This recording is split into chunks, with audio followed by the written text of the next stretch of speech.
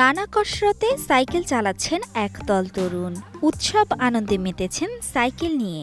কেউ এক চাকায় ভর করে, কেউ আবার সাইকেলের উপর দাঁড়িয়ে দ্রুত গতিতে সামনে এগিয়ে যাচ্ছেন। বাগেরহাট শহরে সরকারি পিসি কলেজ সড়ক থেকে কলেজের ব্যাডমিন্টন কোর্ট, গোটা এলাকায় সাইকেলের এ কসরত উপভোগ করে দর্শকরা। বিভিন্ন ধরনের স্ট্যান্ড করে, যেমন উইলি, সার্কেল, তারপরে সার্ফিং, বার রাইড, এরকমের বিভিন্ন স্ট্যান্ড আছে। তো এগুলো আমাদের আর কি শেখানোর মতন কেউ নাই, আমরা নিজেদের থেকে নিজেদের শিখি। আমাদের অনুপ্রেরণা আছে বলে আমরা ইউটিউব থেকে বিভিন্ন মাধ্যমে শিখি এগুলা। নানা কৌশলে সাইকেল চালানো অনেকটা দুঃসাহসিক। ভয়কে জয় করে নানা ঢঙের সাইক্লিংয়ে কিশোরেরা দিয়েছেন শিল্পের ছোঁয়া।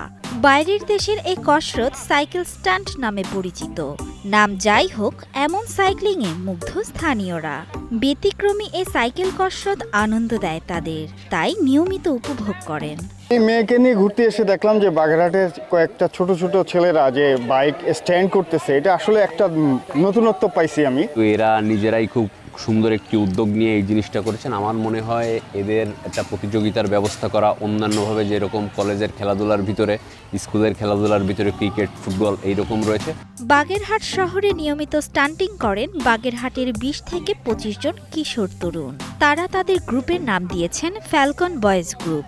মোবাইল আসক্তি বা অলস সময় নষ্ট না করে বিকেলের অবসরে প্রতিভা বিকাশে নিয়মিত চর্চা করেন এই কিশোর তরুণরা। ম্যাক্সিমাম স্টুডেন্ট হলো আপনার বিকাল টাইমে মাঠে খেলাধুলা করে, ক্রিকেট বা ফুটবল খেলে। আমরা সেই টাইমটাই এখানে এসে সাইকেল স্ট্যান্ড করছি। তার জন্য পড়ালেখার উপর তেমন কোনো ক্ষতি হচ্ছে না। আমাদের বাংলাদেশে অনেক আপনার গ্রুপ আছে ছন্দ ছাড়ার মতন, ঢাকা আছে, আপনার চট্টগ্রাম, বিভিন্ন জায়গায়। আমি স্ট্যান্ডে ঢুকছি হলো অনেক আগে থেকে। আমার বিভিন্ন বড় ভাইরা স্ট্যান্ড করতে এখানে দেখে, সে দেখে আমার একদিন আগ্রহ জাগে, পরে আমি স্ট্যান্ডে ঢুকি। কিন্তু বাংলাদেশে এই স্ট্যান্ডের প্রচুর চাহিদা থাকার পরে আর প্রচুর স্ট্যান্ড রাইডারও আছে, কিন্তু আমাদের দেশে সেরকম কোনো সুব্যবস্থা নেই বা ফ্যাসিলিটিস নেই। বাংলাদেশে অনেক গুণী সাইক্লিস্ট থাকলেও কোনো প্রতিযোগিতার সুযোগ না থাকায় এটি বাংলাদেশে তেমন পরিচিতি পায়নি।